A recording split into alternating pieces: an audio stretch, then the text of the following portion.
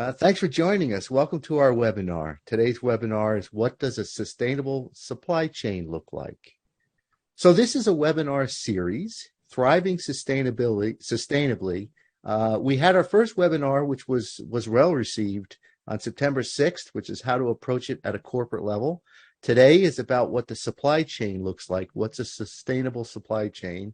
Then we have coming up responsible product development, and then a conversation in practice with a couple of customers, and then how Accolade supports sustainability initiatives with a couple of other customers. So as you know, the first webinar had customers. This webinar has a customer. So we're really trying to bring experts from our network in to talk to us. So this term thriving sustainability, what do we mean by that? Well, thriving is about growing and being successful and really just moving forward. And so that's why we put the word thriving in there. We have we have a crucial role, all of us, to play in looking at opportunities to be sustainable across all aspects. And certainly the supply chain is a big one, as you'll see in a moment.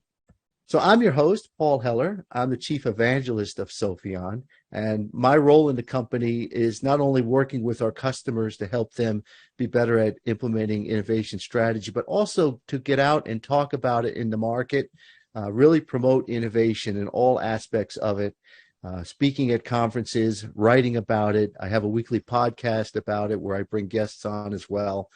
So that's who I am. And I'm joined today by Jeffrey Whitford. Jeffrey, why don't you introduce yourself?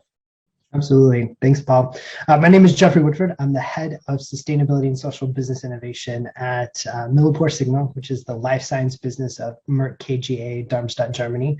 I've been with the organization now for 17 years and focused in sustainability for the past 13 of those 17 years.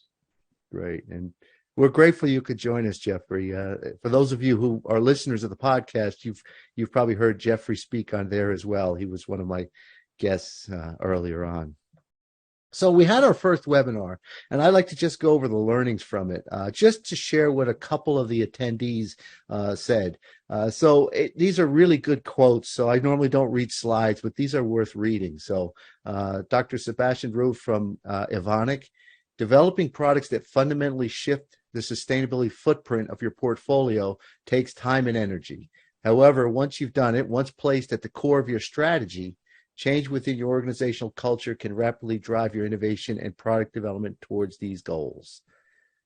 Dave McAdam, Director of Portfolio Management at Novellus: when sustainable business processes are weaved into the DNA of your company, transformation gathers momentum and there is simply no going back.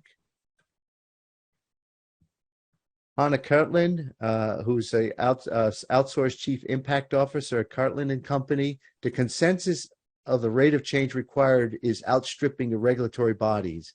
And those companies and leaders that adopt changes early will be those who will be market leaders, innovating at pace, making data-driven decisions, and meeting consumer demand for sustainable products.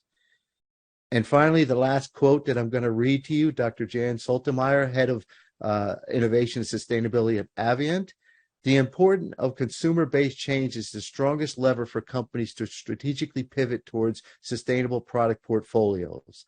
That pivot includes every part of your supply chain as companies address partnering and raw material sourcing right through a product's life cycle to disposal.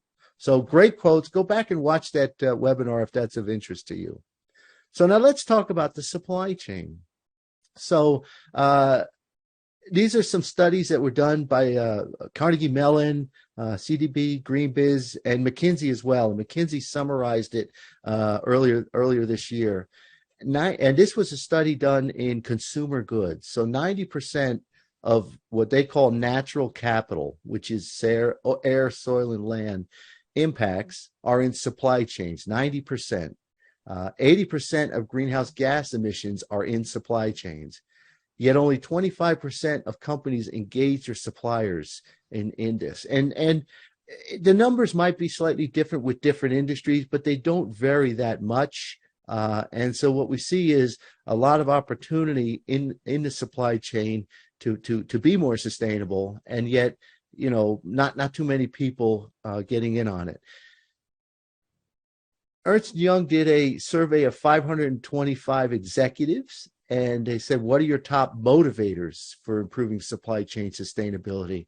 And the top motivator was cost savings. I think they know that if their supply chain is more efficient and better, that there'll be cost savings for them as well. And then right behind it, you would expect compliance with regulatory requirements, pressures, partners and suppliers, 41%. Potential growth for revenue growth, and this is an interesting one, 28%, and you can see the rest of the numbers in there. So the challenges that everybody's having, lack of visibility into the supply network is one of the biggest challenges to supply chain sustainability, particularly because businesses usually work with suppliers in multiple tiers, right? And so you maybe can know the tier right below you, but that's a whole chain that goes down. But as you saw, cost is the primary impediment to sustainable supply chains, especially with smaller companies finding it particularly difficult to afford those costs in making their supply chain more sustainable. A recent study from Economist Intelligence Unit and Lamsoft found that 38% of companies said that higher costs make it harder to adopt sustainable supply chains. The difficulty in monitoring complex supply chains was 29%, and organizational structure were 24% to follow, and 18% said that lack of expertise was a factor. So what I'd like to do is share 3 examples of companies who are attacking or trying to be successful in driving sustainability into their supply chain.